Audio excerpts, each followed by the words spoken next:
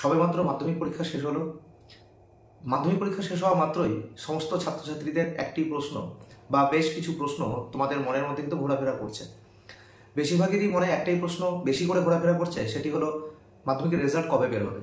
সবে তো পরীক্ষা শেষ হলো, কবে আমাদের মাধ্যমিকের রেজাল্ট বের হতে পারে।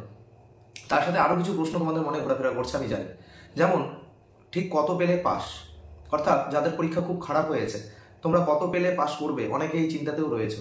তার সাথে কারো কারো এক দুটো হয়তো পরীক্ষা খারাপ হয়েছে, তোমরা সেই চিন্তায় রয়েছো যে সেই জায়গায় কি আমরা গ্রেস নাম্বার পাবো বা আমাদেরকে কি পাস করিয়ে দেওয়া হবে এক দুটো সাবজেক্টে।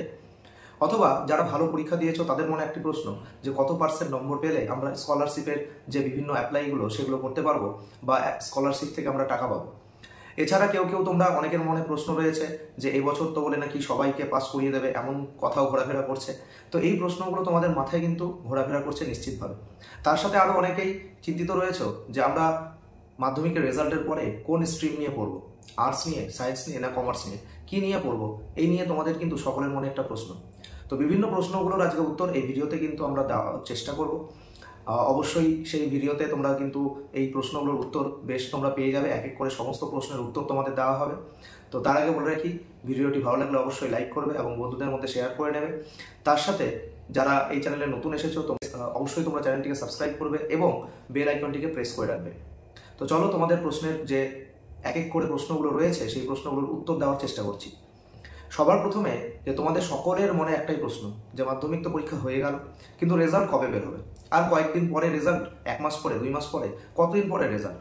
তোমরা হয়তো তোমাদের দাদা দিদির কাছ থেকে বা গত বছরের রেজাল্ট থেকে দেখেছো যে মাধ্যমিকের যে বোর্ড, আমাদের মধ্যশিক্ষা পর্ষদের যে নিয়ম, সেই নিয়ম হচ্ছে মাধ্যমিক পরীক্ষা শেষ থেকে একেবারে 90 দিনের মাথার মধ্যে কিন্তু তোমাদের রেজাল্ট বেরোনোর নিয়ম রয়েছে। যে যেদিন তোমাদের পরীক্ষা শেষ তারপর থেকে তোমাদের যে 90 দিন, সেই 90 দিনের মধ্যেই কিন্তু রেজাল্ট অবশ্যই প্রকাশিত হবে।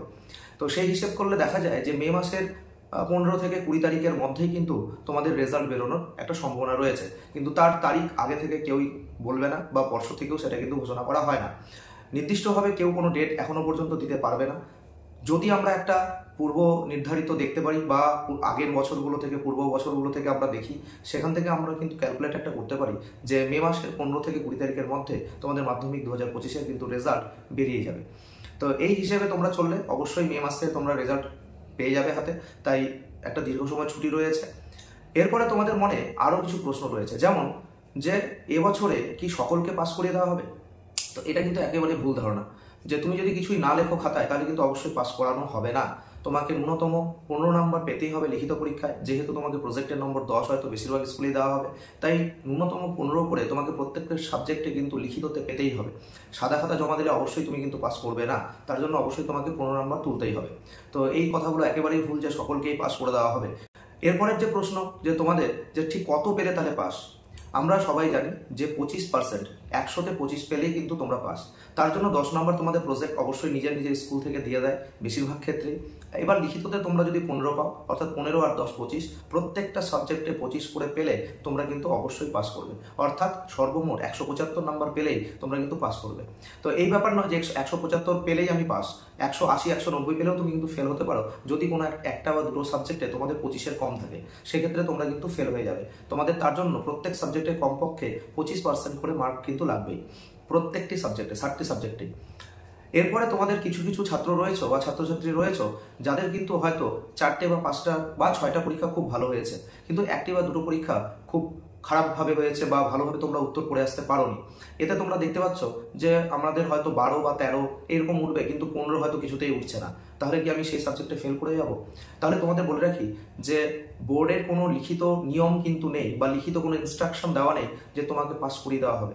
তবে কিছু পরীক্ষকদের সাথে কথা বলে জানা গিয়েছে যে তাদেরকে কিছু মৌখিক ইনস্ট্রাকশন দেওয়া হয় যে তুমি বাকি সাবজেক্টগুলো হয়তো ভালো দিয়েছো, একটা সাবজেক্ট হয়তো খারাপ হয়েছে, তুমি হয়তো 12 বা 13 পাবে, হয়তো 2 নম্বরের জন্য তুমি ফেল করে যাচ্ছ বা আটকে যাচ্ছ, তার জন্য তারা কিন্তু সেই জায়গায় তোমাকে কিছুটা হলেও 2 নম্বর দিয়ে তোমাকে 15 হয়তো করে দিতে পারে, অথবা পর্ষদ হয়তো দেখতে পারে যে বাকি পরীক্ষাগুলো তোমার খুব ভালো হয়েছে, কিন্তু একটা সাবজেক্টে হয়তো তুমি কোনোভাবে হয়তো 12-13 এইভাবে গিয়ে আটকে গিয়েছো, 15 তোমার আর উঠছে না, সেক্ষেত্রে তোমাকে কিন্তু সেই 15 করে অর্থাৎ টোটালে 25 করে দিয়ে তোমাকে কিন্তু পাস করিয়ে দেওয়া হবে।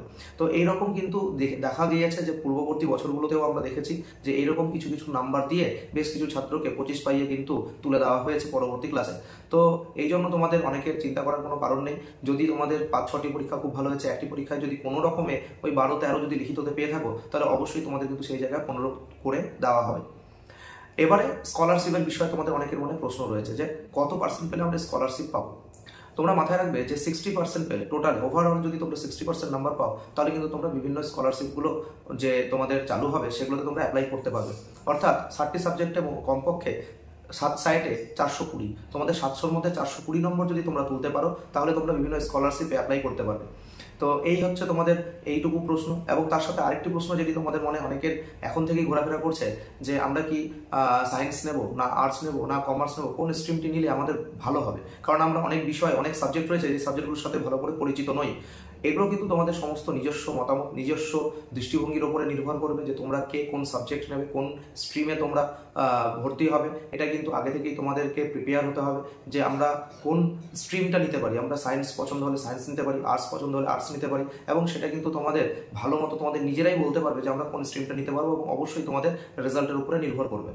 আর কোন স্ট্রিমে কী কী সাবজেক্ট নিলে ভালো হবে এর ভিডিও কিন্তু আমরা পরবর্তীতে অবশ্যই নিয়ে আসবো। তোমরা সেই ভিডিওতে অবশ্যই ভালো করে বুঝে নিতে পারবে যে আর্টস, সায়েন্স এবং কমার্সে কোন কোন স্ট্রিমে কোন সাবজেক্ট রয়েছে এবং কোন সাবজেক্টগুলো কেমন পড়তে হতে পারে, সেগুলো কিন্তু অবশ্যই তোমরা জেনে যাবে। তো আশা করি এই ভিডিওর মাধ্যমে তোমাদের মনের বেশ কিছু প্রশ্নের উত্তর সমাধান করতে পেরেছি।